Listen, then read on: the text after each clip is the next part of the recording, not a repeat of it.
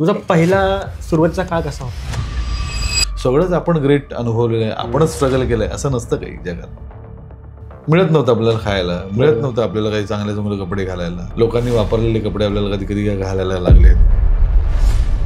मी स्वतः बाई झाल्यानंतर मला जेव्हा जाणवलं की बाबा आपल्या स्वतःच्या स्वार्थापायी आपल्या रक्ताच्या नात्याला सुद्धा विसरतो, त्याच्या जीवा बेतेल असं काहीतरी करण्याचा प्रयत्न करतो. ऑब्झर्वेशन सारखा गुरु नाही.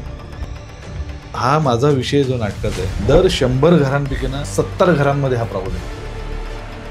समोरचं काही जर उत्तम सांगणार असेल तर आउटगोईंग बंद करायचं, फक्त इनकमिंग चालू ठेवायचं. आपण स्वतःला वेगवेगळ्या रोलमध्ये आजमावायला हवं. पण सध्याची मराठी इंडस्ट्री जी स्थिती आहे तुम्हाला कशी वाटते?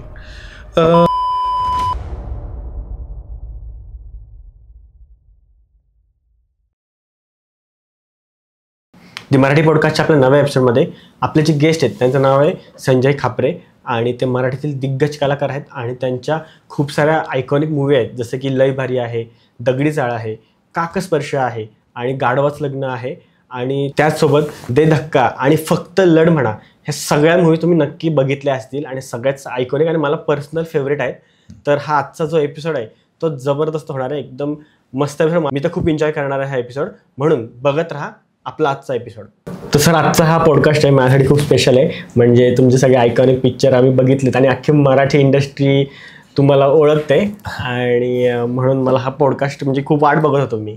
तर सर, मला पहिलं तुमच्याकडून हे जाणून घ्यायचं की तुमचा जो प्रवास आहे हा इंडस्ट्रीमधला, तुझा पहिला सुरुवातीचा काळ कसा होता?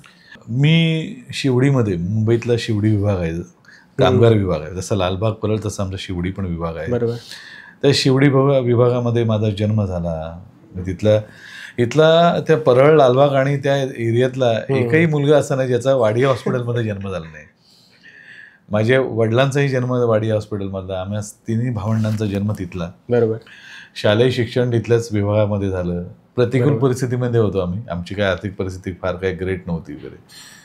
म्हणजे महिन्याचं जर रॅशन भरलं आणि जसा महिना संपत यायला लागला की ते कमी व्हायचं, तसं आमच्या आहारात पण जरा त्या प्रकारचं प्रमाण असायचं, जरा कमी व्हायचं ते सगळं. अर्थात कसं आहे की परिस्थितीचं भांडवल करण्यापेक्षा मला असं वाटतं की ना, आपण कुठे जगलोय, कुठे जन्माला आलोय यापेक्षा आपण काय केलंय आपण पुढे, बरोबर, तिथून प्रवास आपण कसा करत आलोय हे मला जास्त महत्त्वाचं होतं. कारण कसं आहे, जन्माला येणं हे आपल्या हातात नाही आहे, काहीतरी करणं हे आपल्या हातात आहे. त्यामुळे त्या अशा विभागात आपण जन्माला आलो, त्यावेळेची परिस्थिती पण एक आहे, म्हणजे चांगलं काय ते माहितीच नव्हतं ना. बरोबर. उत्तम ट्रीटमेंट काय हे माहिती नव्हतं. त्याच्यामुळे जे आहे ते छान मस्तपैकी जगायचं, असंच आमचं लाईफ होतं.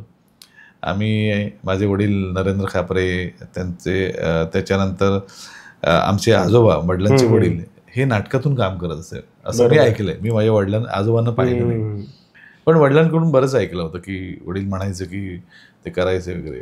आणि ज्या वेळेला आम्ही, आमची जी बैठी चाळ होती, ज्या चाळीमध्ये आम्ही रांगलो, वाढलो, खेळलो, धावलो, अशा ह्या चाळीमध्ये हिरजीबाग वाडी शिवोलीवरती आमची, की ज्या चाळीमध्ये दरवर्षी हनुमान जयंतीला, दरवर्षी सार्वजनिक पूजेच्या निमित्तानं आम्हाला काय ते आमच्यासाठी एक उत्तम व्यासपीठ उपलब्ध केलं जायचं. तिथे आम्हाला नाटकं बिटकं काय काय सादर करायला मिळायची, डान्स व्हायचे आमचे. त्याच्यातून स्वतःला ना सिद्ध करण्याची किंवा फाइंड आउट करायला आम्हाला मिळालं. आमचा स्वतःचा शोध आम्हाला घेता आला की आपल्याला काय काय करता येतं. एक मजा वाटायची. मुळात कसं असतं ना, ते तुमच्या रक्तातच असतं ना, त्यामुळे ते येत असते. आणि आजोबांच्या बाबतीत मी सांगायचं झालं तर ते करायचे काय ना, म्हणजे काय कशा पद्धतीचं नाटक करायचं. तर आम्हाला ज्यावेळेला आम्ही 93ला जेव्हा आमची चाळीतून आमच्या एरियामध्ये जी बिल्डिंग झाली, त्या बिल्डिंगमध्ये जेव्हा शिफ्ट व्हायचं ठरवलं, त्यावेळेस आम्ही ठरवलं की आजीचा जुना फोटो आहे, तो फोटो काढून जरा छान नवीन फ्रेम करूया. नवीन घरात जातोय तर जुनी फ्रेम नको, म्हणून तो फोटो काढायला घेतला. फोटोच्या मागे पुठ्ठा असतो आणि फोटो असतो. त्याच्यामध्ये 1948 सालातलं तिकिटाचा बंच होता नाटकाचा, त्यावेळेचा 1948. आणि आत्र्यांचं नाटक होतं घराबाहेर. सगळ्यात पुढचं तिकीट सन्मानिका ज्याला आपण म्हणतो ते 1 रुपयाचं होतं. आणि बाकी 4 आण्याचं तिकीट वगैरे सगळ्या रेट्स वगैरे होते. त्यावेळेला रेडिओ स्टार अमुक अमुक अशी वगैरे त्यांची एका, आपण म्हणतो ना सिने स्टार म्हणून, जे आता आपण काही लोकांची टाकतो, ओळख करून देतो, त्याचं इंट्रोडक्शन असतं. तर ते आजोबांच्या काळातलं ते नाटक वगैरे त्यांनी ते नाटक केलं होतं. दामोदर हॉलच्या प्रयोगाचं ते तिकीट होतं. ते जेव्हा आलं तेव्हा आमच्या लक्षात आलं या आजोबांच्या होतं ते, म्हणून ते आमच्यात आले. बरोबर. माझा भाऊ दीपक खापरे हा सुद्धा एक चांगला आर्टिस्ट आहे, म्हणजे असा कमर्शियल आर्टिस्ट. मी पण माझ्या वडिलांचंही ड्रॉइंग चांगलं, भावाचं उत्तमच आहे, त्याच्या खालोखाल माझंही बरं होतं. पण आम्हाला खूप इच्छा होती. मला भाऊ जसा जे स्कूल ऑफ आर्टमध्ये गेला तसे मलाही जायची इच्छा होती, पण वडिलांची प्रतिकूल परिस्थिती आपण कसं जाणार ना. बरोबर. पण भावाच्या सपोर्टमुळे ना मला ह्या क्षेत्रात स्थिरावायला ना त्यांनी तू कर तिकडे, तुला तुझ्यात आहे ते तू कर, हे त्यांनी मला एक प्रोत्साहन दिलं. त्याच्यामुळे एक म्हणतो ना की अशा परिस्थितीमध्ये खरं तर आपल्या पगाराची कुटुंबाला गरज आहे. अशा ठिकाणी अशा परिस्थितीत काम करत असताना आपल्याला जाणवतं की यार म्हणजे कुठला दिवस वाया घालवायला नको आपल्याला. बरोबर. एकही दिवस फार महत्वाचा. त्यामुळे भावाने खूप सपोर्ट केला आणि याच्यामध्ये त्याला असं करायला मिळालं आणि मग पुढे जाऊन आपला मित्रपरिवार वाढत गेला आणि मग घडत गेलं ते सगळं. फॅमिली सपोर्ट सर इम्पॉर्टंट आहे. अशा गोष्टीचं म्हणजे प्रवाहाच्या उलट्या दिशेला जर जायचं आहे तुम्हाला तर ह्या गोष्टी गरजेच्याच आहे. आणि सर म्हणजे आता अख्खी मराठी इंडस्ट्री आहे ना, तर ती तुम्हाला आयकॉनिक जर कुठल्या फिल्ममुळे ओळखत असेल तर ते गाढवाच्या लग्नामध्ये तुमचे जे रोल्स आहेत, म्हणजे अजूनही आमची जी यंग जनरेशन आहे ना ते अजून मीम्सद्वारे त्या फिल्म्सला अजून जिवंत ठेवलंय. म्हणजे IPL येऊ, कुठला सण येऊ, कुठली घटना घडू, म्हणजे त्या पिक्चरचं काही ना काहीतरी तिथे असतात. दे धक्का असो, आपला गाढवाचं लग्न असो.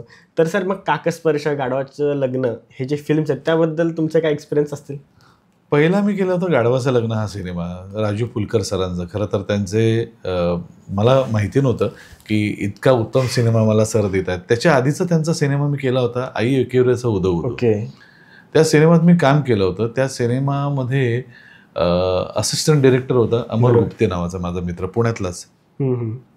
त्यांनी माझं यदाकदाचित पाहिलं होतं. तिथलं माझं ते कॉमेडी सेन्स आणि सगळा ह्युमर त्यांनी पाहिला होता. त्याची अशी इच्छा होती की ह्या नाटकात ह्या सिनेमामध्ये तो छान काम करेल. त्यातलं काम बघून आई एकवेरेचं उदो उदो या सिनेमातलं माझं विनोदी काम बघून सरांनी ह्या गाढवाच्या लग्नात ते अमुक अमुक कॅरेक्टर मला हा करेक्ट जाईल. पण मला ते कसं आहे की नाटकातलं पात्र माहिती होतं. गंगी आहे त्याची आणि सावळा कुंभार आहे, यांच्या भोवतीच नाटक आहे. आणि मग त्याच्या अनुषंगानं मग ते बुवा येणं, हे येणं, सगळ्या गोष्टी, स्वर्गलोक वगैरे. आपलं तर कॅरेक्टरच नव्हतं. पण सरांनी खूप त्या सिनेमावर काम केलं की कसं आहे तो वग मुळातच एका तासाचा आहे. आणि मग त्याच्यावर जेव्हा आपण काम करत असताना हे 2 तासाचा सिनेमा कसा करायचा, मग ते माझं पात्र त्यात टाकलं. स्वर्गात जेव्हा सावळा कुंभार जाईल तेव्हा खाली गंगीचं काय होतं हे दाखवलं नाही त्या सिनेमात. बरोबर. मग ते गंगीचं खाली काय होतं हा स्वर्गात असताना. मग ही एक सिनेमॅटिक लिबर्टी त्यांनी घेतली. मग माझं पात्र त्यात डेव्हलप केलं. मी सावळ्याचा मित्र आहे, याला गंगी आवडत असते, हे असं एक बिसाईड ते चालू ठेवलं. त्याच्यामुळे तेही पात्र मला आजही त्या सिनेमाची जेव्हा पावती देतात लोक वगैरे. माया जाधव आपल्याला माहिती आहे, नृत्य शमशेर, त्या मायाताईंनी आणि शहाजी काळे सरांनी, त्या नवरा बायकोंनी मला आवर्जून त्या सिनेमाबद्दल कॉम्प्लिमेंट दिली. ते म्हणाले आम्हाला ओरिजिनल नाटक माहिती आहे पण तुझं जे पात्र आहे ना ते नाटकात नव्हतं आणि जे क्रिएट केलं आहे ते खटकतही नाही. आणि ते करत असताना मला मक्याचा एक खूप म्हणजे सपोर्ट मिळाला की ते काही करत असताना त्यांनीही काही टिप्स दिल्या. आणि महत्त्वाचं म्हणजे ना त्यामध्ये अर्धा सिनेमा मी बाई आहे, अर्धा सिनेमा पुरुष आहे. ते करत असताना बाईचे मॅनरिझम्स काय असायला पाहिजे, तिचे हावभाव कसे असायला पाहिजे. तर माझ्या आत्या आणि माझी आई या दोघांना मी खूप फॉलो केलं त्याच्यात. तर त्यांच्या काही त्यांच्या बारकावे जे आहेत, त्यांची काही स्टाईल आहे ती मला त्या रोलसाठी, सदाबाईसाठी मला आणता आली. आणि एक महत्त्वाचं होतं की सदाबाई तोच हा नावी सदा आहे, हे वाटायला हवं. तो एकच माणूस आहे हे वाटायला. त्याच्यासाठी हे मी मॅनरिझम ठेवलं होतं, ते ठेवलं होतं. ते पुरुष असताना सुद्धा आहे आणि बाई असताना सुद्धा आहे. त्याच्यावरून अरे तू आहेस, अरे सध्या तुझं काय असं मक्या वगैरे म्हणत असो, सावळा कुंभार, ते आयडेंटिफाय होण्यासाठी आहे ना. मग ते मॅनरिझम मी तिथे वापरले. बरोबर. माझ्या आईची एक सवय होती असं हे करायचं. आत्याची अशी ही एक सवय असते ना बोलण्याची. ते काही काही गोष्टी मला तिथे वापरता आल्या. मला असं वाटतं की ना ऑब्झर्वेशन सारखा गुरु नाही. बरोबर. आता हे जर मी कोणा अभिनेत्रीचं जर वापरलं अरे बा या त्या हिरोईन सारखं याने केलं, कॅरेक्टरच नाही ना तसा, तो कॅरेक्टर तर वेगळा. माझी आई आणि आत्याला कोणी पाहिलं नाही ना, त्यामुळे ते लोकांना नॉवेल्टी वाटते. बरोबर बरोबर. आणि झालं काकास्पर्शीच्या बाबतीत, म्हणजे महेश सरांकडे काम करत असताना त्याच्या आधीचा सिनेमा मी केला होता विलन म्हणून, फक्त लढ म्हणा. आणि मला असं वाटलं ह्या सिनेमात काकास्पर्शीमध्ये मला आता विलन म्हणून घेतील. तर त्यावर ते मला म्हणाले की तू हे पॉझिटिव्ह कॅरेक्टर आहे तुझं, बळवंत फडकेचं. म्हटलं सर असं काय, मी काय विलन म्हणून नाही. मला असं वाटलं अचानक का आपले विलनच्या कारकिर्दीला आपलं कुठेतरी ब्रेक लागतोय का. तर सर म्हणाले नाही, तू कसं आहे पॉझिटिव्ह, तू कुठल्याही रोलला जाशील, तू चोरी वाटशील, पोलिसी वाटशील. तेव्हा मी जरा विचार करायला लागलो की आपण स्वतःचा पण असा विचार करायला लागलो की आपण अजून स्वतःला वेगवेगळ्या रोलमध्ये आपण ट्रायआउट नाही केले, जसं समोरचा आपल्या बाबतीत विचार करतोय. तर आपण सुद्धा जरा प्रयत्न करायला हवेत. जेव्हा आपण काहीतरी डिरेक्ट करू किंवा नाटकातून काम करू त्यावेळेला आपण पण स्वतःला वेगवेगळ्या रोलमध्ये आजमावायला हवं. जर समोरच्याला दिसतं ह्याच्यात काहीतरी वेगळेपण आहे तर आपण पण ट्रायआउट करायला हवं. बरोबर बरोबर. सेटवरचे किस्से तर खूप व्हायचे. म्हणजे मला गाढवाच्या लग्नाला ज्यांनी साडी नेसवली, जी मंगला आत्या मावशी आम्ही तिला म्हणायचो वगैरे, मला फार ग्रेट वाटतं. त्या बाईने पद्मा चव्हाण यांना साडी नेसवलेली आहे, आशा काळेंना नेसवलेली आहे, जयश्री गडकर यांना नेसवली, रंजनांना नेसवलेली. त्याच्यानंतर ती बाई मला कुठेतरी साडी नेसवते, हे त्यावेळेला माहिती नव्हतं एवढं दिग्गज आहे ती. पण इतक्या सहजतेने ती बाई वावरत होती आमच्याबरोबर. पण एक आहे नऊवारीमध्ये, आणि त्यावेळेस नऊवारी नेसवली होत्या त्यांनी, आत्तासारखं रेडीमेड नाही. त्यामुळे त्याचं महत्त्व मला खूप जाणवलं. आणि हे काय सकाळी विधी आपण आटपून घ्यायचे, साडी नेसल्यानंतर आपल्याला फार काही कुठे जायला मिळायचं नाही. आणि दुसरा एक ॲडव्हान्टेज मला काय वाटायचं ते, आपलं ज्या वेळेला आपला सीन नसायचा आणि आपण त्या सदाबाईच्या गेटअपमध्ये आहोत, तर झोपताना डोक्याखाली उशी घ्यायची, गरज भासायची नाही, खाली मागे आंबाडा असायचा, त्यामुळे उशीचं काम तो आंबाडा करायचा. मस्तच. पण त्या सिनेमाला ना मेकअपला खूप वेळ लागायचा. महेश बाराटे नावाचा जो आता सध्याचा नामांकित मेकअप आहे, आर्टिस्ट आहे, पुण्याचाच आहे तो, त्यांनी मला तो मेकअप केला होता. आणि मला तेव्हा लक्षात आलं रे, आपल्याला सुंदर दिसण्यासाठी तो इतकं प्रयत्न करतोय, तर बायका किती, फिमेल आर्टिस्ट किती त्यांना प्रयत्न करावे लागत असतील किंवा गोष्टी कराव्या लागतात. मग तेव्हा मला रिअलाईज झालं, अरे हो रे, बायकांना वेळ का लागतो. तेव्हा मला लक्षात आलं ते. तुम्ही कधी कंप्लेंट असं केली तुमच्या आईला, कधी बहिणीला, किंवा कधी किती वेळ असं वगैरे नको. मी बायकोला एवढंच सांगतो, ज्या वेळेला ती तयार होणार असेल ना, मी तयार व्हायच्या आधी तू तयारीला लाग, म्हणजे मी तयार होईपर्यंत तोही झालेला असेल. काय तू आता करत बसू नकोस किंवा काय किती वेळ, असं कधीच बोललो नाही. कारण त्यांना तो लागतोच वेळ. हो ना, तो द्यायलाच हवा वेळ. आणि आता तुमच्यापेक्षा जास्त कोण समजणार आता. मी स्वतः बाई झाल्यानंतर मला जेव्हा जाणवलं की बाबा खूप वेळ लागतो आणि तो द्यायलाच हवा. हा ना. पण सर एक तुमच्याबद्दल मला नेहमी एक गोष्ट चांगली वाटते की मला ना नेहमी त्या व्यक्तीमध्ये रिस्पेक्ट आहे ज्यांनी स्त्री भूमिका केली. म्हणजे बालगंधर्वाला आपण लेजेंडरी म्हणतो. बरोबर. कारण ह्या जगात आहे ना, तुम्ही कुठल्याही गोष्टी कॉपी करू शकता. म्हणजे तुम्हाला म्हटलं तुम्ही डॉक्टर व्हा, तुम्हाला म्हटलं की तुम्ही एखाद्या ॲक्टरचा रोल करा, एखाद्या बिझनेसमॅनचा रोल करा, तर करणं सोपं आहे. बरोबर. पण एखाद्या स्त्रीचा रोल करणं हे खूप कठीण. म्हणजे अजून स्त्रीला समजणं, स्त्री मन समजणं, तिचे हावभाव एक्झॅक्ट कॉपी करणं हे खूपच कठीण काम आहे ॲज अ ॲक्टर. पण नाही, मला असं वाटतं काय माहिती आहे ना, की पुन्हा तेच म्हणतो ना की तुम्ही एखाद्याला स्कॅन कधी करता. आज आपण बघा ना, म्हणजे इतकी माणसं आपल्याला रोज भेटत असतात वगैरे, पण आज तू सुद्धा माझं ऐकतो, समोर बसलेले सुद्धा ऐकतात माझं. पण प्रत्येकाचं ना ऐकण्याची पद्धत वेगळी आहे. कोणतरी असं बसून ऐकतं, कोणीतरी असं ऐकतं. बरोबर. पण म्हणून ते ऐकत नाहीत किंवा आपल्याला रिस्पेक्ट देत नाहीत असं होतं. बरोबर. तर मला असं वाटतं ना की ना इतके प्रकार असतात, स्त्रियांची सुद्धा इतक्या प्रकारच्या स्त्रिया आहेत, तुम्ही किती घ्याल तेवढं ते कमी आहे. आणि मला असं वाटतं हे कुठे तुम्हाला ना ऑब्झर्वेशन, म्हणजे आपण लोकांमध्ये जर वावरलो ना, तर मला वाटतं याच्यासारखं ना फ्री ऑफ कॉस्ट शिबिर नाही कुठलं. याच्यासाठी तुम्हाला कोणाला, मी तुलाही ऑब्झर्व करून मला काही तुझ्या मॅनरिझम्स, उद्या जर मला असा अँकरचा रोल आला, एक छान साधा सिंपल असलेला आणि एखाद्याला समोरच्याला बोलतं करणार असं जर मला अँकर करायचं, तर तुझे मॅनरिझम्स मला खूप वापरता येतील. कारण कसं आहे, तू आज आहे ना माझ्या समोर जरी बसला असेल ना, इथून बसला असेल ना, तरी तू इथून कम्प्लीट माझ्यावर फोकस आहेस. तर हे तुझ्या डोळ्यात दिसतं मला. आणि मला असं वाटतं की ना हे तुम्हाला आजूबाजूला जोपर्यंत तुम्ही जनमानसात वावरत नाही ना तोपर्यंत तुम्हाला ते सापडणार नाही. मला जरा प्रायव्हसी आहे, मी लोकांमध्ये मिसळत. मग तुम्हाला कॅरेक्टरच मिळणार नाही, वेगवेगळ्या पद्धतीची लोकच भेटणार नाहीत. शेवटी आपण करतो काय? बरोबर, ॲक्टिंग.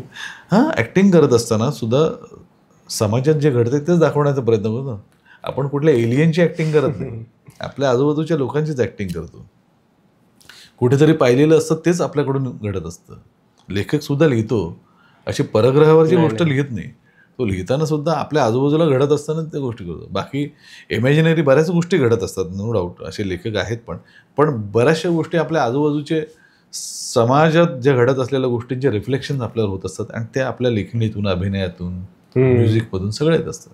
आज अजय अतुल यांच्या संगीतामध्ये जे आपल्याला लोकसंगीत आपल्याला ऐकायला मिळतं ते त्यांनी आजपर्यंत खूप ऐकलेलं आहे ना, म्हणून ते रिफ्लेक्ट होतं. आणि मग त्यांच्या स्टाईलने ते अजून त्याला किती ग्लोरिफाय करतात ते मग आपल्याला अधिक भावतं. मस्त. मग त्यांचं प्रत्येक गाणं आपल्याला आवडण्याचं कारण याचं तेच आहे ना की ते आपलं वाटायला हवं, आपल्यातलं वाटायला हवं, आपल्या आजूबाजूच्यातलंच वाटायला हवं. ते जास्त मग लोकांना रिलेट करतं. बरोबर. आणि काकास्पर्शाचा आपला मुद्दा झाला ना, काकास्पर्शाला तर मला महेश सरांनी पहिलं म्हटलं तुला टक्कल करावं लागेल. आणि मला महेश सरांवर प्रचंड विश्वास. तो माणूस असा विचार करणार आहे की तो आपल्याला पलीकडे जाऊन विचार करतो, जे आपल्याला दिसत नाही त्याच्या पलीकडे जाऊन विचार करतो. मी डायरेक्ट डन म्हटलं सर. आणि त्यांनी जो माझ्याकडून ज्या पद्धतीचं काम करून घेतलंय, खरं तर फक्त लढ म्हणापासून मला खरं तर मी दिग्दर्शकाचं बोट धरून चालायला लागलो. ओके. आणि त्यांच्या डोक्यात सिनेमा रिलीज झालेला असतो. बरोबर. आपण वेगळं नाही. मी तुमच्या इंटरव्ह्यूला ना मी इथे खाट टाकून बसतो असं नाही झालं ना, तुमचा एक फॉर्मॅट ठरलेला आहे, त्यामुळे तुमच्या स्टाईलनी मला बसावं लागेल. बरोबर. तो रिस्पेक्ट दिला पाहिजे ना त्या व्यक्तीला. नाही, रिस्पेक्ट म्हणण्यापेक्षा ना तुमचं काहीतरी गोष्टी ठरलेल्या आहेत, त्या ठरलेल्या गोष्टीमध्येच आपल्याला बसायला पाहिजे. बरोबर. मी इथे मोठा सोफा घेऊन बसतो असं नाही चालणार ना. तुम्ही काहीतरी डिझाईन केलेलं आहे, त्यामुळे ना मला असं वाटतं ना तुमचं बोट धरून मी चालायला पाहिजे. आणि त्या गोष्टी ऑटोमॅटिकली आपल्याला त्यात. आणि सरांनी आम्हाला आकाशस्पर्शामध्ये जो रोल दिला आहे आणि अप्रतिम आपल्याकडून करून म्हणतो सरांचे ना, बघा ना, मी फक्त लढ म्हणा सरांमुळे मिळाला, दे धक्का त्यांच्यामुळे मिळाला, आकाशस्पर्श, आज 3-4 सिनेमे माझे हिट आहेत ते सरांचे आहेत, सगळे आयकॉनिक आहेत.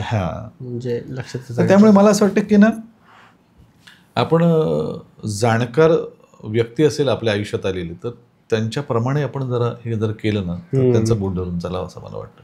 आणि आकाशस्पर्शाला तर म्हणजे कोकणात शूटिंग, खाण्यापिण्याची मजा. आणि एक गंमत सांगतो, म्हणजे रत्नागिरीमध्ये माझा खूप मित्रपरिवार आहे, म्हणजे कोकणात बऱ्यापैकी माझा मित्रपरिवार आहे. तर पहिल्या दिवशी माझा एक तिथला मित्र आहे किरण बोरसुतकर, त्यांनी एकदा असं ग्रॅब बीप काय काय घेऊन आला होता वगैरे, तो खायला वगैरे. त्या दिवसानंतर महेश सर, सचिन खेडेकर हे माझ्या येणाऱ्या टिफिनची वाट बघत असायचे. आणि ते माझे मित्र मला आणायचे ना, इतकं आणायचे खायला की 4-5 जण सहज खातील. त्यामुळे ते वेळेस सलाह. आणि आमच्यात त्यांच्या आणि महेश सरांमध्ये आमच्या ते पण खवय्ये आहेत, मी पण खवय्ये, मला आवडतं चांगलं खायला, त्यामुळे मजा आहे. आणि कोकणात तर काय अफाट म्हणजे चंगळ असायची. मी कोकणात आजही कुठे गेलो ना तरी. आणि आता कसं आहे, सिनेमाच्या माध्यमातून आपण लोकांपर्यंत पोचलोय, नाटकांच्या माध्यमातून वगैरे, तर लोक प्रेम देणारी आहेत. मला असं वाटतं ना लोकांपर्यंत आपण पोचायला हवं. बरोबर. ते घाबरत असतात कलाकाराशी कसं बोलावं. बरोबर. आणि ज्या प्रकारची इमेज पण क्रिएट होते ना, म्हणजे काही कलाकार कधी कधी म्हणजे असं दाखवतात की म्हणजे मी तुमच्यापेक्षा कोणीतरी वेगळा व्यक्ती आहे, मी काहीतरी अचीव्ह केलंय, तर मी वेगळ्या लेवलला झालोय आणि तुम्ही वेगळ्या लेवलला झाला. तुमच्यात आणि माझ्यात एक डिस्टन्स असलंच पाहिजे असं काही मानणारे पण आहेत. पण मला त्यांची एक धारणा आहे की मला माझं प्रायव्हेट लाईफ जपायला मला खूप आवडतं. मला असं वाटतं की ना मी ना साधारण आहे ना एक 8 तास शूटिंग करू शकतो, 2 तास नाटक करू शकतो, 24 तास नाही करू शकत नाही. बरोबर. मला थोड्या वेळानंतर मला हिच्याशी गप्पा मारायला आवडेल, तुझ्याशी इतरत्र गप्पा मारायला आवडते. काय करतो, तुझ्या घरी कोण कोण असतं, मला ते जाणून घ्यायला पण खूप आवडतं. तुझी लाईफस्टाईल कशी आहे हे सुद्धा मला जाणून घ्यायला आवडतं. सगळंच आपण ग्रेट अनुभवलेलं आहे, आपणच स्ट्रगल केलंय असं नसतं काही जगात. आपल्यापेक्षा सुद्धा वर्स्ट लाईफमधून उभे राहिलेली अशी खूप माणसं आहेत. खूप आणि त्यांच्या त्या प्रवासामधून आपल्याला खूप काही घेण्यासारखं आहे. उद्या आपल्या आयुष्यात जर काही म्हणतो ना आपण डिमोटिवेट झालो, डिप्रेस झालो, तर यांचे अनुभव आपल्याला खूप फायदेशीर ठरतात. तर सर कसं आहे, आयुष्य ना म्हणजे कोणाचंच सरळ नाही आहे. खाली जातं परत वर येतं, खाली जातं वर येतं. तुम्ही पण काय असं स्ट्रेट नसा आला. मग तुमच्या आयुष्यात कुठले खडतर प्रसंग आले होते का? कसं आहे ना, म्हणजे एकतर आयुष्यात असे काही प्रसंग येतात आपल्या, ते आपल्याला खूप काही शिकवून जातात. आणि त्याच्यासाठी काय मला असं वाटतं की ना, माझ्याच नशिबात हे सगळं घडतंय. आपण जर आजूबाजूला जर परिस्थिती बघितली तर आपल्याला इतरांपेक्षा जरा बरं आहे रे आपलं असं म्हणत आपण पुढे सरकायला हवं. खरं तर बरोबर.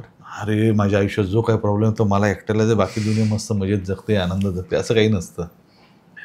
माझ्या आयुष्यात पण असे प्रसंग आले, पण कसं आहे ना, लहानपणापासून आहे ना ती एक मेंटॅलिटीच झाली होती. काय मिळत नव्हतं आपल्याला खायला, मिळत नव्हतं आपल्याला काही चांगले चांगले कपडे घालायला, लोकांनी वापरलेले कपडे आपल्याला कधी कधी घालायला लागलेत, ते हे सांगायचं काय? बरोबर. आणि कोणाला सांगायचं आणि सांगून मिळवणार काय तुम्ही? आपली परिस्थिती आपण बदलावी. त्यामुळे ना ती मेंटॅलिटीच झाली होती. आम्हाला काय काय काय करणार आता, ह्याच्यानंतर पुढे काय करतो हे फार महत्वाचं आहे. त्यामुळे आलेल्या प्रसंगाला ते रडत बसण्यापेक्षा ना थोडंसं एक वाईट वाटतं की आपल्याकडे हे नाही, आपल्याकडे ते नाही. पण आयुष्यात म्हणतो ना की ड्रॉइंगच्या परीक्षा, काहीतरी ॲक्टिंगसाठीचं स्ट्रगल, मग कुठेतरी नोकरीला लागणं, घरी दीपक खापरे या माझ्या भावाचा सपोर्ट. आईवडिलांनी आम्हाला कधी प्रोत्साहन किंवा आडकाठी केली नाही. प्रोत्साहन दिलं म्हणजे जा बिंदास कर, कारण मला माहिती आहे आपल्या पगाराची घराला गरज आहे, आपण जर काहीतरी कमवणार तर चूल पेटणार. तर त्यामुळे तशा परिस्थितीत जगत होतं, पण त्यातून आपली आवड पण जपायची आपल्याला. मग हळूहळू माझ्या काही गुजराती मित्रांबरोबर मी जेव्हा काम करायला लागलो ना, जॉब बिझनेस सुरू केला डिझायनिंगचा वगैरे, तेव्हा त्यांची मला एक मेंटॅलिटी मला खूप आवडली, नोकरीपेक्षा बिझनेस करावा. मग हळूहळू मला माझ्यात पण ते भिनायला लागलं की आपण पण काहीतरी असं करायला पाहिजे. उरलेले 15 दिवस आपण आपलं करू शकतो की आपली हाऊस वगैरे, 15 दिवस मजबूत काम करायचं. मग ते डिझायनिंग करत असताना करता करता आपण असे पैसे कमवून ठेवायचे की आपल्याला ते हे काय घरच्यांना पैसे द्यायचे आणि आपण काम करायला मोकळे झालो.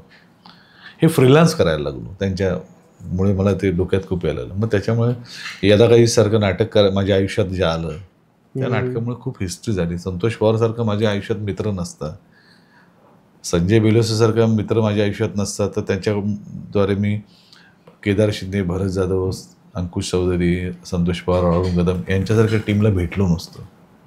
तर ही मंडळी म्हणतो ना एकाला एक लागून गोष्टी भेटतात. मग संतोष पवारबरोबर आमचं सूत जमलं, यदा कधी नाटक झालं, हिस्ट्री झाली, त्या नाटकाने खूप मोठा इतिहास रचला. त्यात धृतराष्ट्राच्या भूमिकेमुळे मी अगदी लोकांच्या मनापर्यंत पोचलो. ती भूमिका लोकांना खूप आवडली, पारितोषिक वगैरे मिळाली. पण त्याच्यानंतर हे सगळं करत असताना महेश सर पण आमच्या यदाकाहीच्या प्रयोगाला आले, तिथून मी महेश सरांशी जोडला गेलो. मग हळूहळू त्यांच्याबरोबर हिंदी सिनेमा केला. तर बिगिनिंगला मी अगदी प्राण जाय पर चालना जाय तो केला. तर ते केल्यानंतर मग दे धक्का वगैरे हा सगळा प्रवास सुरू झाला. सगळा फक्त लढमणा, काकास्पर्श वगैरे. पण हे सगळं करत असताना आपण पण काहीतरी वेगळं करायला हवं. जसं महेश सरांनी माझ्यावर एक्सपेरिमेंट केलं तसं आपण पण आपल्याला काहीतरी करायला हवं. हे त्याच्यामध्ये चढ उतार हे आयुष्यात आलेच. आपल्या घर घेण्यापासून, त्यात माझ्या बायकोचा खूप सपोर्ट, माझ्या सासरकडच्या माणसांचा खूप मला सपोर्ट मिळाला, नाहीतर माझं घर झालं नसतं. ओके.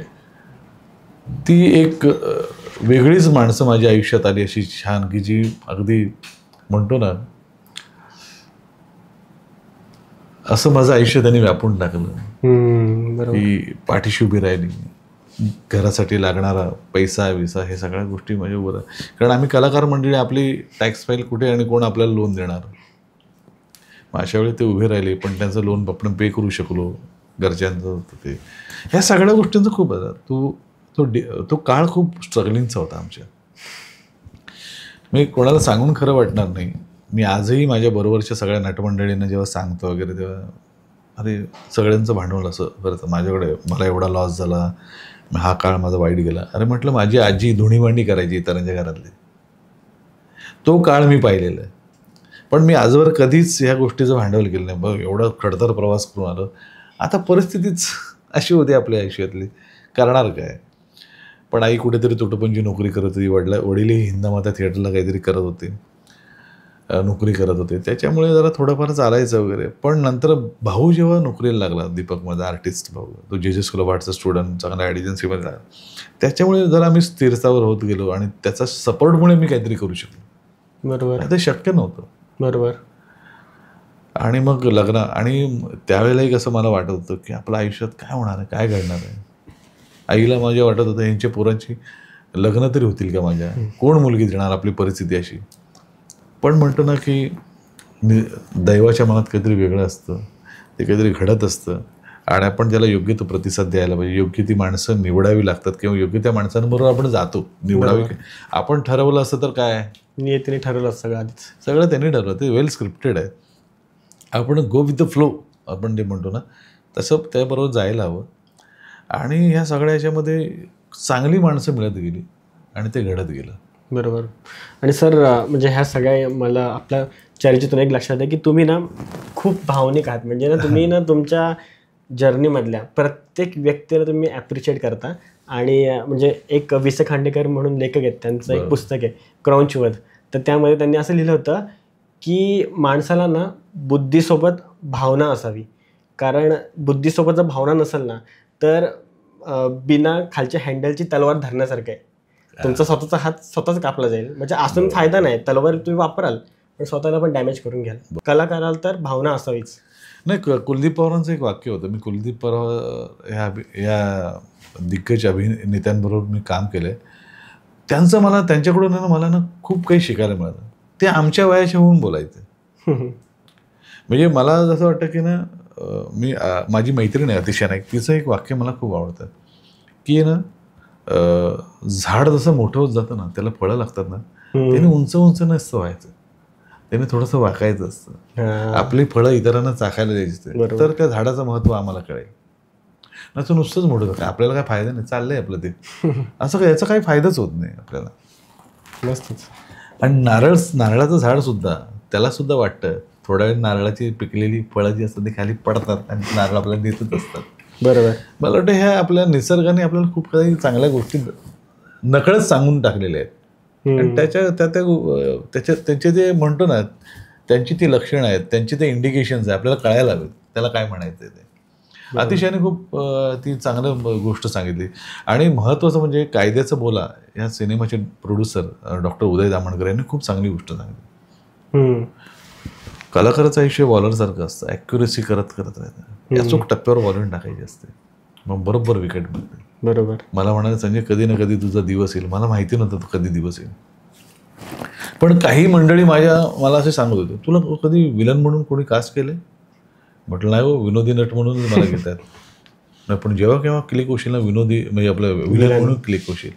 आणि खरोखर लढ म्हणापासून जे दुकान चालू झालं सिरियस अभिनेता म्हणून, मग दगडीचा, लय भारी, हे चांगले सिनेमे करता आले मला. मुळात म्हणजे लोकांनी एखाद्या विनोदी नटाला सिरियसली घ्यायला लागले. हो, ते माझ्या बाबतीत झालं. आणि त्या फक्त लढ म्हणाचे डिरेक्टर संजय जाधव यांच्याबरोबर मला बऱ्याच वर्षानंतर मी अनुराधा नावाची वेबसिरीज मी केली त्यांच्याबरोबर, जी मराठी. त्याच्यात माझ्या तोंडी खूप अशा शिव्या आहेत. आता वेबसिरीजला कसं सेन्सॉरशिप नसते त्यामुळे ते सगळं करता आलं. पण इन जनरल माणूस हा असं काय नाही की त्याच्या तोंडात शिव्या नसतात अशातला भाग नाही, असतात. फक्त काय सिनेमाला एक सेन्सॉरशिप असते त्याच्यामुळे त्या येत नाहीत. वेबसिरीजमध्ये ती रिॲलिटी मांडताना त्या दिग्दर्शकाला, लेखकाला जरा सोपं पडत असेल म्हणून जरा आज वेबसिरीज ह्या लोकांच्या मनावर जे गारुड करू नये, लोकांना आवडतं याचं कारण ते. बरोबर. मग आता आपण तुमच्या नाटकावर येऊया. तुमचा आता सध्या नाटक चालू आहे, त्याबद्दल तुम्ही काय सांगाल? इतकी वर्ष मी नाटक करत होतो, त्या मधल्या काळामध्ये ना मी कळत न कळत नावाचं नाटक केलं अनिल काकडेचं. लयभारीच्या वेळेला मी ते केलं होतं आणि ते नाटक लोकांना खूप आवडलं. ते गंभीर सिरियस नाटक इमोशनल. त्या नाटकाला लोक प्रेक्षकांना 3-3, 4-4 वेळा बघायला यायचे. मला आश्चर्य वाटायचं, विनोदी नाटक असेल तर ठीक आहे आपण हसायला येतो, लोक मला सांगायचे आम्ही रडायला येतो. तेव्हा मला लक्षात आलं की ना, लोकांना भावणारं, लोकांना असं गुंतवून ठेवणारं, मग ते विनोदी असेल किंवा गंभीर असेल, तर तसं कथानक असायला. हां बरोबर. आणि मग त्यानंतर माझ्या डोक्यात तेच विचारायला लागलं. मग गलती से मिस्टेक सारखं नाटक केलं, नंतर डोंट वरी हो जाए सारखं नाटक केलं, आणि आता वाघ काय प्लान नावाचं मी नाटक करतोय. या नाटकाचे लेखकसुद्धा तरुण तडफदार आहेत तुझ्यासारखेच, गौरव बहुतले आणि कोमल वंजारे यांनी अप्रतिम कथानक लिहिलं आहे. मुंबईतली, पुण्यातली, नवी मुंबई, पनवेल, मुंबई शहरांमध्ये घडणारी ही समस्या आहे आणि लोकांना आपला वाटणारा विषय आहे. आणि आजही माणूस हा एका पॉईंटला स्वतःच्या स्वार्थापायी आपल्या रक्ताच्या नात्याला सुद्धा विसरतो, त्याच्या जीवा बेतील असं काहीतरी करण्याचा प्रयत्न करतो. हे माझ्या नाटकातून आम्ही दाखवलं आणि ही सध्या परिस्थिती आहे. पण हे सगळं सादर करत असताना या नाटकात विनोद आहे. तो विनोद, एंटरटेनमेंट हे सगळ्यात महत्त्वाचं साधन आहे. मी किती समाज प्रबोधन करत असलो तरी त्याला ते विनोदाचा रॅपर, एंटरटेनमेंटचा रॅपर मला अशा पद्धतीनं मला करायचं आहे की तो माझ्या विषय जो आहे नाटकाचा तो लोकांच्या गळी उतरवायला. बरोबर. आणि अशा पद्धतीनं माझं हे वाघ काय प्लॅन नावाचं नाटक आहे. याच्यामध्ये हे नाटक जरी मी दिग्दर्शित करत असलो तरी हा आमच्या लालबाग परळ शिवडी विभागातला हा जवळचा प्रश्न आहे लोकांच्या. त्यामुळे मी लोकांना खूप आवडतो. म्हणजे नाटक बघताना आपण अंतर्मुख करायला लावतोय यासारखं दुसरा आनंद नाही केला जातं. अरे लोकांना आपला वाटतो विषय, हा रे हे सध्या खूप चाललंय. आज हा माझा विषय जो नाटकाचा आहे, दर 100 घरांपैकी ना 70 घरांमध्ये हा प्रॉब्लेम आहे. ओके. म्हणजे ही समस्या मांडत असताना आपण हसता हसता त्यांना डोळ्यात पाणी आणणं, हे मला वाटतं हे आमच्या नाटकाच्या लेखकाचं आणि कलाकारांचं यश आहे. बरोबर. आणि म्हणून मला हे नाटक माझ्या खूप जवळचं वाटतं. मी आत्तापर्यंत 3 नाटकं डिरेक्ट केली. हे 3रं नाटक माझं. गलती से मिस्टेक आशिष पवार, मी आणि चेतना हे नाटक करत होतो. यामध्ये कामही केलं. त्यानंतर डोंट वरी हो जाएगासारखं नाटक केलं. त्याच्यातही सामाजिक भान राखून, कारण माझं असं म्हणणं आहे की ना, शेवटी नाटक संपल्यानंतर लोक काय घेऊन जातात, हसलो वगैरे सगळं ठीक आहे, पण याच्यातून म्हणायचं काय, तुम्हाला आम्हाला प्रेक्षकांना सांगायचं. बरोबर. तर हे सांगावं लागत नाही. लोकांनी बघितल्यानंतर सुद्धा लक्षात येतं. मला असं वाटतं ही सगळ्यात जमेची गोष्ट आहे या नाटकाची. आणि हे नाटक सगळ्यात महत्त्वाचं म्हणजे ना, की या नाटकामध्ये इतकी कलाकार मंडळी आहेत, 9 पात्र ॲट अ टाइम स्टेजवर आहेत. एकाच वेळी स्टेजवर आहेत. त्यामुळे एका चाळीतल्या घरामध्ये घडणार हा प्रॉब्लेम आहे आणि तो मांडताना आपल्याला विनोदसुद्धा बॅलन्स करायचा आहे. ही गोष्ट सगळ्या कलाकारांनी माझ्या व्यवस्थित सांभाळली आणि मला जे वाटतंय, मला जे म्हणायचं होतं तितकं करेक्ट त्यांनी पोचवलेलं आहे.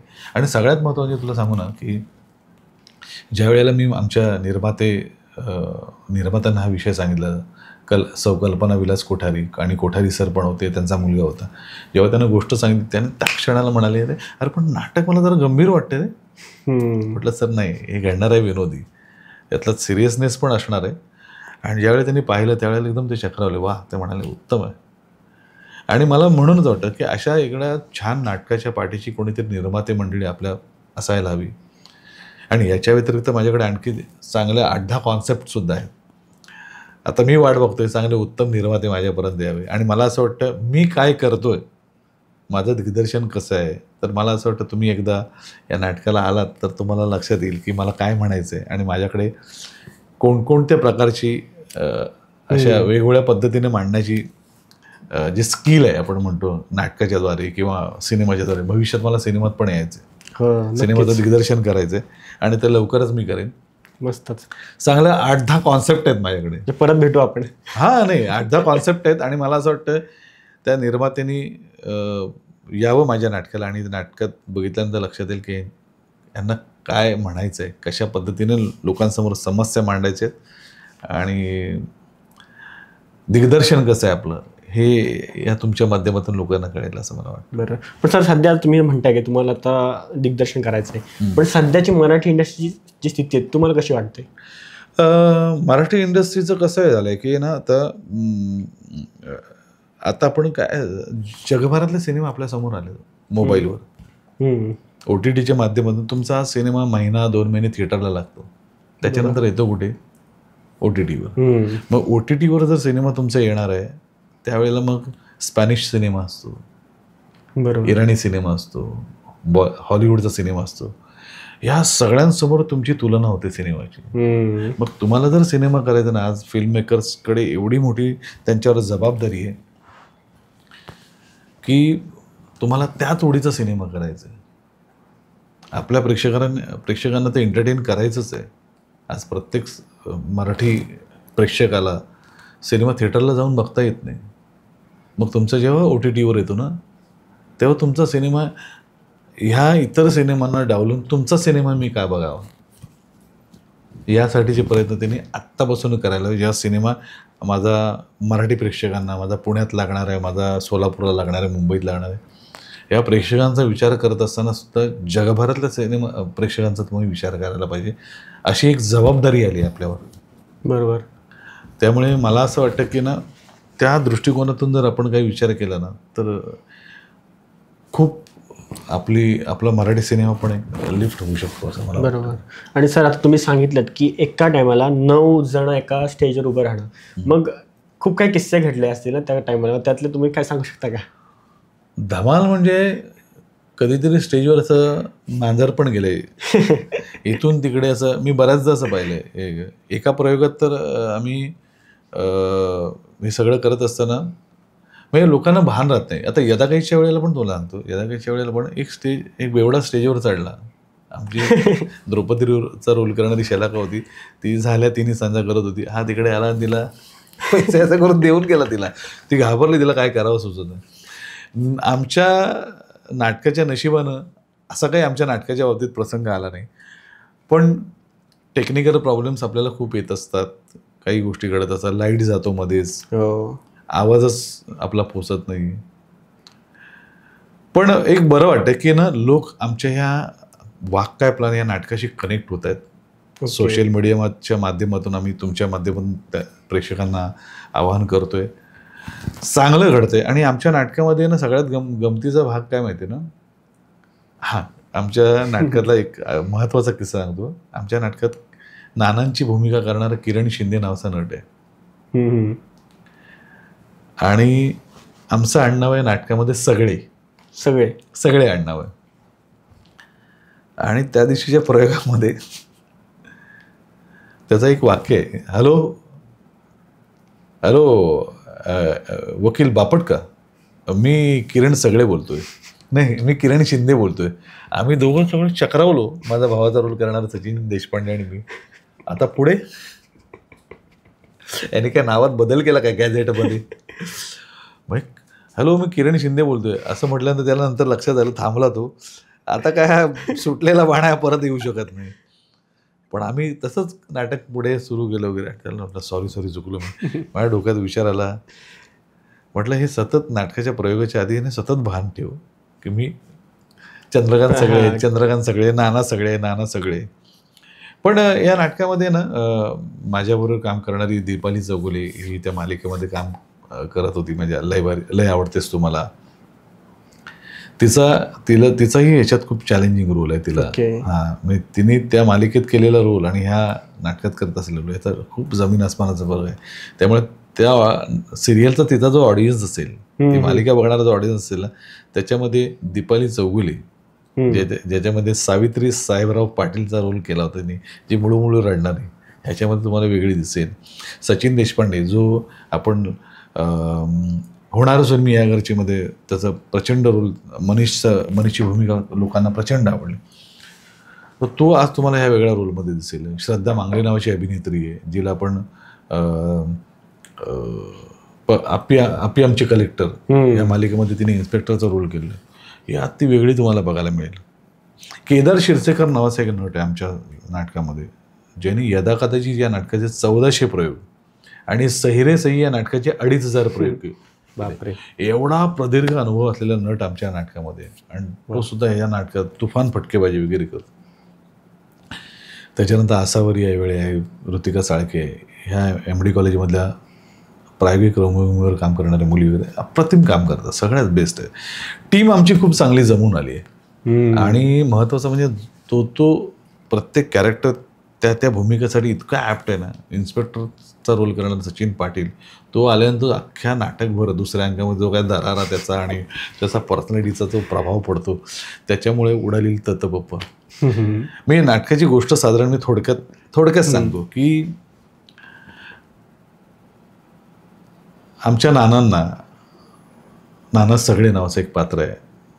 नानी आमच्या जे आहे ते ऑफ झाल्या, आमची आई ऑफ झाली दाखवले, ती ऑलरेडी गेलेली आहे. आणि नानांचा मोठा मुलगा मी, विक्रम सगळे, माझी बायको प्रेग्नंट आहे. आणि तिची अशी इच्छा असते की माझ्या मुलांनी ह्या चाळीत जन्म घेता कामा नये. आणि लहान भावाची जी गर्लफ्रेंड आहे तिला तो सतत सांगतोय मी की माझा 2 BHKचा फ्लॅट आहे. मग ती म्हणते मला कधीतरी घरी येऊन जाईल. तर तो म्हणतो ना इंटेरियरचं काम चालू आहे, असं नेहमी पटाळत असतो. आणि इकडे दोघंही बापाच्या मागे घर विका हे करत असतात वगैरे. आणि बाप एका पॉईंटला 1 रुपया देणार नाही यातला असं म्हणून ते बापाच्या जीवावर उठतात, बापाला मारायचा प्लॅन करतात. आणि पुढे मग ते काय बापाला मारतात, काय करतात. आणि मग घरात आलेला इन्स्पेक्टर आहे, तो कशासाठी आलेला आहे, कोणी बोलवलेलंच नाही आहे, मग का आलाय. ह्या सगळ्या म्हणतो ना, आमच्या नाटकाची टॅगलाईनच आहे एक सस्पेन्सफुल कॉमेडी नाटक. तो सस्पेन्स काय तो नाटकात तुम्हाला बघायला मिळेल. आणि हा मुंबई सारख्या अनेक शहरांमध्ये घडणारा, पुणे, पनवेल, विनोद सगळ्या शहरांमध्ये घडणारा ज्वलंत प्रश्न आहे. त्यामुळे मला खूप बरं काय वाटतं माहिती आहे की आपण आपल्या नाटकातून आहे ना काहीतरी असं ना एक थॉटफुल काहीतरी देतोय लोकांना, आणि त्याच्या बरोबरीनं मनोरंजन करतो. माझं पुढचं नाटक जे येणार आहे पुन्हा नव्याने, त्याच्यामध्ये पण आजकाल नवीन पिढीमध्ये डिवोर्सचं प्रमाण खूप वाढलंय बघ. बरोबर, ते सुद्धा मांडले. असे बरेच आहेत विषय आणि खूप चांगल्या गोष्टी आहेत. आता फक्त गरज आहे ती आमच्या वाक काय प्लॅन या नाटकाला प्रेक्षकांनी येण्याची. सर काही दिवसांपूर्वी ना एक मी पुस्तक वाचलं होतं पु ल देशपांडेंचं, तर असामी. तर त्या पुस्तकामध्ये एक सीन दाखवला होता की नाटकाचं म्हणजे त्यांना तिकीट भेटतं त्या एका पात्राला आणि तो चाळीत राहणारा असतो. तर त्या काळामध्ये नाटकाचं तिकीट फ्रीमध्ये भेटणं म्हणजे भयानक मोठी गोष्ट होती. तर त्यांनी काय उदाहरण मांडलं माहिती आहे का, की आमच्या नाटकाचं तिकीट भेटलंय ह्याचं प्रमोशन आमच्या चाळीमध्ये इतकं झालं जितकं त्या नाटकाचं पण प्रमोशन नव्हतं झालं. तर त्याचं असं म्हणणं होतं. पण सर ही त्या काळातली गोष्ट आहे आणि आत्ताच्या घडीला नाटक बघायला लोकांनी येणं म्हणजे तुम्हाला काय वाटतं की अजून लोक आहेत तेवढी की जी मराठी नाटकामध्ये इंटरेस्टेड आहेत? लोक आता आपण जर एकंदर असा रेशिओ काढला ना तर लक्षात येईल आपल्याला सिनेमांपेक्षा नाटकाकडे प्रेक्षकांचा कल खूप जास्त आहे. तर मला असं वाटतं नाटकाची अभिरुची असणं हे थोडीशी आपल्याला जाण असते, जाणकार असतात, ह्याचं प्रमाण खूप आहे. आणि तिथला जो म्हणतो ना सुसंस्कृत प्रेक्षक आहे नाटकाचा. ओके. हां, त्याला नाटकाची जाण आहे, त्याला कॉन्टेंट कळतो आणि तीच नाटकं तो डोक्यावर उचलून देतात. आपल्या मराठीत नो डाऊट स्टारडम पण आहे, म्हणजे प्रशांत दामलेंची, भरत जाधवांची नाटकं वगैरे चालतात वगैरे. पण मला असं वाटतं की ना आपला आता प्रेक्षक आहे ना ह्या OTTवर जो गेलेला आहे मराठी प्रेक्षक जो सिनेमाचा वगैरे, तिथे जाऊन त्याला कॉन्टेंट कळायला लागलेलं आहे. आणि कॉन्टेंटमुळे झालं काय माहिती, आजही ज्या नाटकाला स्टारडम म्हणजे कोणी स्टार नाही आहे बरोबर, तरीसुद्धा तेही नाटक चालू आहे. देवबावळीसारखं नाटक आहे. हो, जर उत्तम कॉन्टेंट दिलं तर तेही चालतं. तर मला असं वाटतं ना आज असेही प्रेक्षक काही मंडळी आहेत की चांगल्या विषयाची कास धरणारे आहेत, चांगल्या विषयासाठी थांबणारे आहेत, असा प्रेक्षकसुद्धा आहे. त्यामुळे मला असं वाटतं की ना नाटकाला खूप दीर्घकाळ त्याला यश मिळणं हे स्वाभाविक आहे या प्रेक्षकांमुळे. बरोबर. सिनेमाचा प्रेक्षक आज इथे आला आहे, मोबाईलवर आला आहे. नाटक ही जिवंत कला आहे, तिची लाईव्ह बघण्यापासून पर्याय नाही. त्यामुळे त्याचा प्रेक्षक जो आहे तो थिएटरपर्यंत येतो. तो असं नाही म्हणत मी मोबाईलवर बघतो नाटक, नाही, त्या नाटकाचा प्रोमो बघेल मोबाईलवर आणि नाटक बघायला थिएटरमध्ये. बरोबर. सिनेमाच्या बाबतीत ते उलट आहे. त्याच्यामुळे जरा ते वेगळं आहे. बरोबर. त्याच्यामुळे नाटकाला भवितव्य खूपच आहे. आणि त्यातल्या मराठी नाटक तर एकदमच उत्तम. मला माहिती नाही, माझं तेवढं काही एकंदर काही त्याच्यावरचं संशोधन नाही, पण असं म्हटलं जातं की मराठी रंगभूमी ज्या पद्धतीनं कार्यरत आहे, म्हणजे आपल्या ऑड डेला सुद्धा शो असतात. हो. आपले वर्षाला साधारण आम्ही यदाकायचे 422 काय 500 प्रयोग केले 365 दिवसामध्ये. बरोबर. पण तेच हिंदी रंगभूमीचे प्रयोग होतात, अरे जास्तीत जास्त प्रयोग आमचे 75 होतात. म्हणजे तो प्रेक्षक आहे तो शनिवार रविवारच अवलंबून आहे, किंवा त्यांची नाटकाबद्दलची एक जो एक थॉट आहे, किंवा ते रुजलं गेले, नाट्य संस्कृती ही रुजली गेली, याचं प्रमाण कमी आहे मराठीच्या मानाने. आपल्या खालोखाल मी असं ऐकलं की बेंगॉली रंगभूमी ती बऱ्यापैकी आहे, पण मराठीचं प्रमाण खूपच आहे. आज कोकणात जरी गेलो तर सिनेमाचे थिएटर्स बघायला मिळत नाही, पण नाटकं कुठेही होतात. याचं कारणच ते. बरोबर.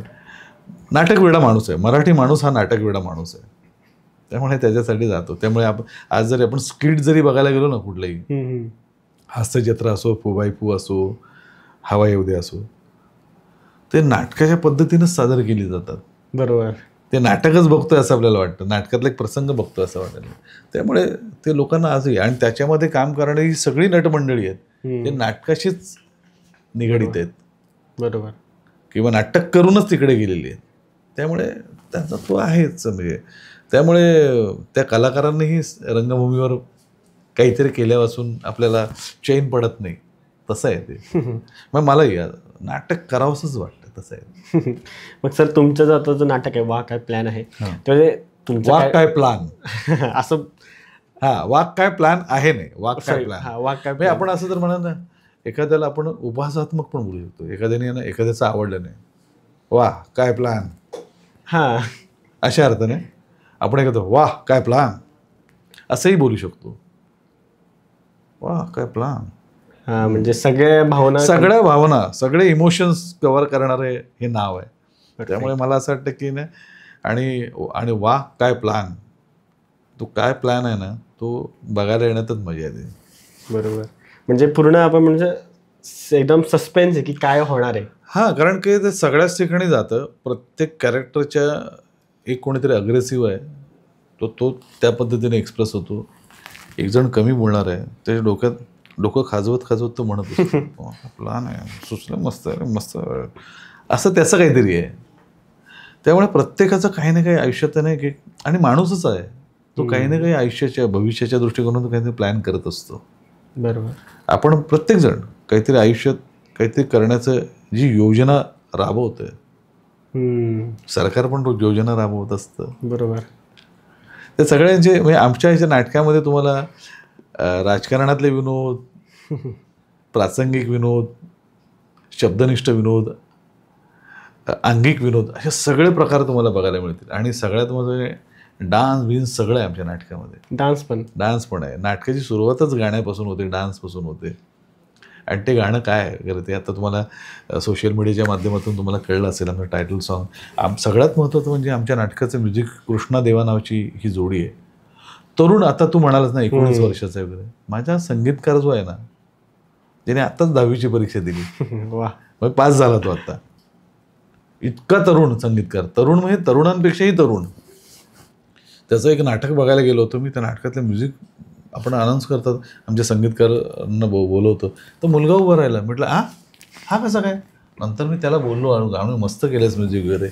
आणि मग मी ठरवलं की यार यांचं म्युझिक ऐकल्यानंतर आमच्या नाटकाचंही म्युझिक त्यांनी करावं.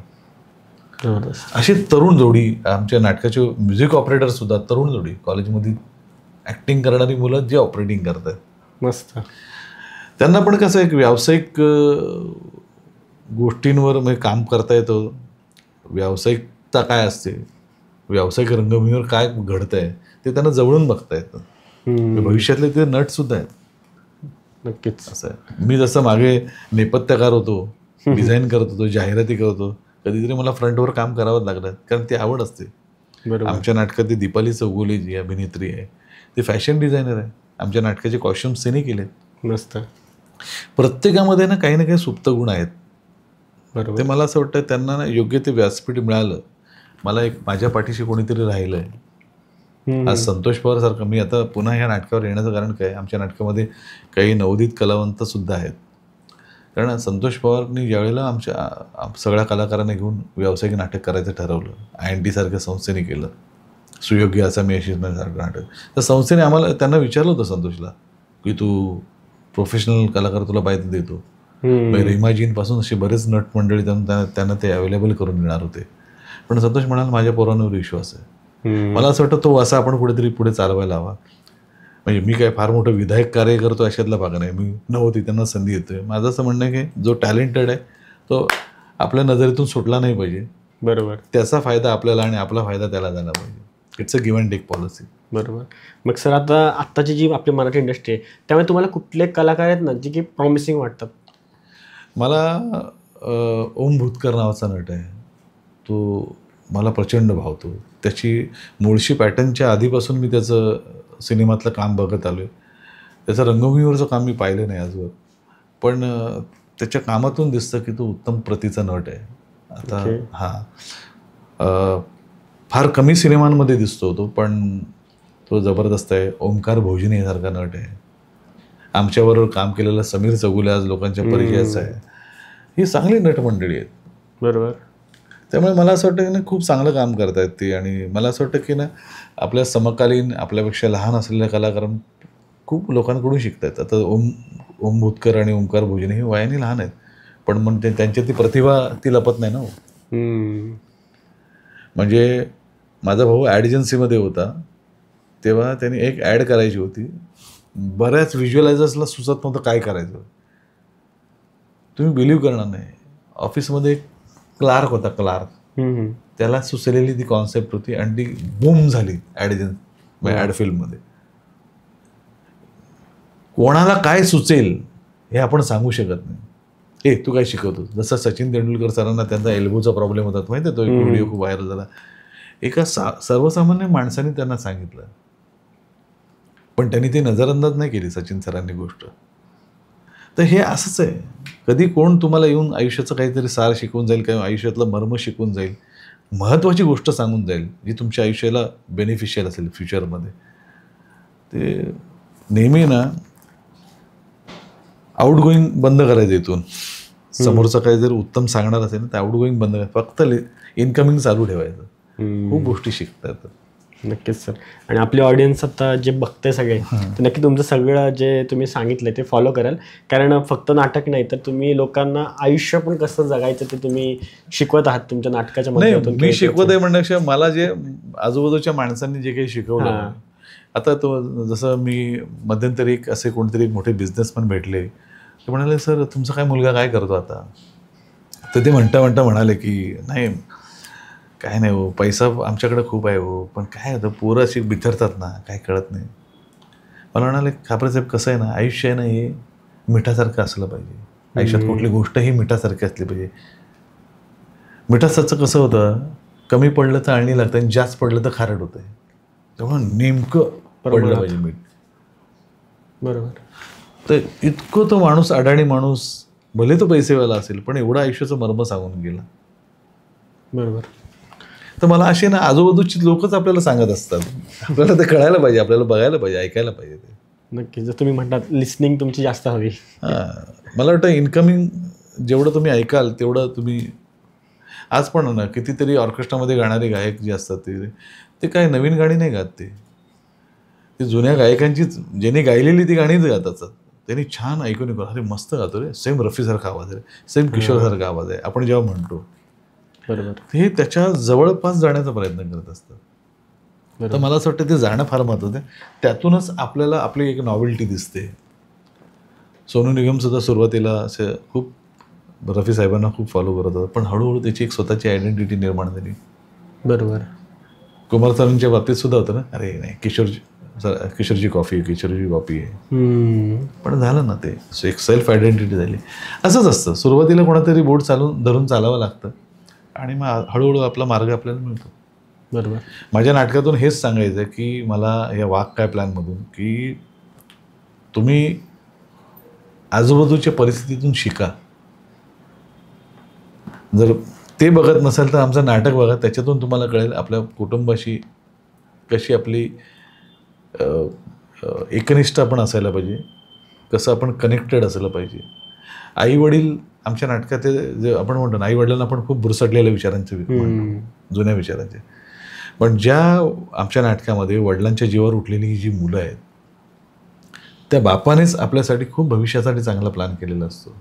बरोबर. तो प्लॅन तुम्ही ऐकूनच घेतला नाही, तुम्ही स्वतःचे प्लॅन तयार केले. म्हणजे माझ्या मुलांना हे मुंबईतलं राहतं घर सोडून कुठेतरी लांब राहायला जाऊ नये. इथेच तुम्हाला छान मोठी घरं मिळणार आहेत, फक्त पेशन्स ठेवा. आई वडिलांकडे पेशन्स आहे आणि तुमच्या नव्या पिढीकडे पेशन्स नाही. बरोबर. तर मला असं वाटतं ही गोष्ट त्यांच्याकडून घेण्यासारखी खूप आहे. बरोबर. बट सर, आता at the end of the podcast मला ना तुमच्याकडून तुमचे जे फ्युचर प्लॅन्स किंवा विजन आहे तुमचं ते जाणून घ्यायचं. आता या बरोबरीला आता हे माझं तिसरं व्यावसायिक नाटक आहे जे आता मी डायरेक्ट केलेलं आहे. याच्यानंतर एक डिवोर्सवरची एक लव्ह स्टोरी आहे, पुन्हा नव्याने नावाचं माझ्याकडे नाटक तयार आहे. गोष्ट माझी आहे, मी स्वतःच क्रिएट केलेली आहे आणि त्या नाटकाची लेखिका आहे अदिती बर्वे, यांनी ते लिहिलं आहे. ते उत्तम नाटक. आज आपण आजूबाजूला बघतो की डिवोर्सचं प्रमाण खूप प्रचंड वाढतं, त्याच्यावर भाष्य करणारं ते नाटक आहे. याच्या व्यतिरिक्त मी द्विपात्री एक नाट्यप्रकार सुरू करतो आहे, ज्याच्यामध्ये गाणी असेल, विनोद असेल, एक चांगलं कथानक असेल आणि छान 2 तास एंटरटेनमेंटचं एक मी सुरू करणार. त्याचं नाव अजून डिसाईड केलं नाही, लवकरच तुम्हाला ते ऐकायला मिळेल. माझ्याबरोबर काम करत असलेली दीपाली चौगुले ही अभिनेत्री उत्तम गायिकासुद्धा आहे. जसं मी फॅशन डिझायनिंग सांगितलं, प्रत्येकामध्ये सुप्त गुण असतात. ती उत्तम गाणार आहे आणि हे जेव्हा जेव्हा बघायला मिळालं, ऐकायला मिळालं, त्यावेळेला मी ठरवलं की ना, नुसतंच करावगेचा कार्यक्रम करण्यापेक्षा ना आपण छान कथानक गुंफूया. त्याला एक चांगलं लाईव्ह जर गायलो तर मला वाटतं जर देवबाबळीला जर यश मिळू शकतं, तर आपल्या जर कथानक जर उत्तम असेल तर त्यालाही यश येईल. तर ती द्विपात्री कार्यक्रम मी तिच्याबरोबर जर आता करणार आहे, तो खूप सगळ्यांना आवडेल आणि मी पण थोडा बहुत गातो. तर माझा तोही गुण तुम्हाला बघायला मिळणार आहे. तर ते मला महत्त्वाचं वाटतं. आणि याच्या व्यतिरिक्त माझं आता सिनेमामध्ये मी दिग्दर्शनाचं पाऊल उचलणार आहे आणि ते पाऊल टाकताना मला तुमच्या आशीर्वादाची गरज आहे. आज माझ्याकडे जवळजवळ मला वाटतं 7, 8, 9, 10 अशा कॉन्सेप्ट आहेत, गोष्टी रेडी आहेत माझ्याकडे. फक्त त्या निर्मात्याने माझ्याकडे येणं फार गरजेचं आहे. आणि मला असं वाटतं की ना, मी मराठी सिनेमा तर आपण करायलाच हवा, पण हिंदीमध्ये सुद्धा आपण करू शकतो. अशा मोठ्या म्हणतो ना की त्या सिनेमाचं बजेट मोठं असण्याचं कारण काय, त्या गोष्टी तिथेच वर्क होऊ शकतील. कारण मराठीत जर एवढा एक्सपेन्सिव्ह सिनेमा केला तर त्याची रिकव्हरी होताना प्रॉब्लेम आहे. तर जर आपण हिंदीत केलं तर त्याला चांगलं हे होईल. पण मराठीसाठी सुद्धा माझ्याकडे चांगल्या कॉन्सेप्ट आहेत, त्या लवकरात लवकर तुमच्यासमोर आणायचे आहेत. फक्त आता प्रतीक्षा आहे, तर मला अभिप्रेत असलेला सिनेमा त्या निर्मात्याला सुद्धा करावासा वाटतोय का याची, आणि त्या निर्मात्याची आम्ही वाट बघतोय. नक्की सर, सगळं होईल. आपली आणि सगळं सूत्र जसं तुम्ही म्हटलं ऑडियन्सच्या हातात आहे. नक्कीच ते सपोर्ट करतील. आणि पुन्हा धन्यवाद सर, तुम्ही आमच्या चॅनलवर आलात आणि आजचा एपिसोड मस्त झाला. खरंच म्हणजे मला या पॉडकास्टला येताना एवढाच विचार होता की कोड करत असेल काय, असं फोनवर आपल्याला लक्षात नाही. आवाजामध्ये मोठा माणूस असेल तर आवाजामध्ये सॉफ्टनेस असतो, पण हा सॉफ्टनेस नाही आहे, तो हा माणूससुद्धा तितकाच तो सॉफ्ट आहे आणि यंग आहे एकदम. आणि आज तुमची टीम ही बघितली ना, खरंच म्हणजे आज नवीन पिढीची ही सगळी मंडळी तुम्हीच काहीतरी करू शकता. आणि तुम्ही जेवढे अपग्रेडेड आहात ना, स्वतःचे जगभरातले अपडेट्स तुम्हाला माहिती असतात काय गोष्टींचे वगैरे, आणि तुमच्यामुळे तुमच्या जर सानिध्यात राहिलो तर आम्ही अपग्रेड होतो. आणि मला वाटतं ही नव्या जुन्याची, मी फार जुना नाही, मी फार आता वयस्कर आहे वगैरे असं कधी मानत नाही. त्यामुळे नव्या दम्याच्या पिढीबरोबर मला काम करायला खरंच खूप आवडतं. आणि मला तुम्ही हे व्यासपीठ दिलं त्याबद्दल तुमच्या या पॉडकास्टचे मी मनापासून आभार मानतो. कारण तुमच्या माध्यमातून माझ्या मनातलं आहे ते प्रेक्षकांपर्यंत पोचणार आहे, रसिकांपर्यंत पोचणार आहे. माझ्या व्यथा, माझी कथा, माझं बोलणं, माझं म्हणणं हे सगळं तुमच्या माध्यमातून पोचणार आहे. त्यामुळे मला असं वाटतं की तुम्ही ग्रेट आहात. Thank you sir.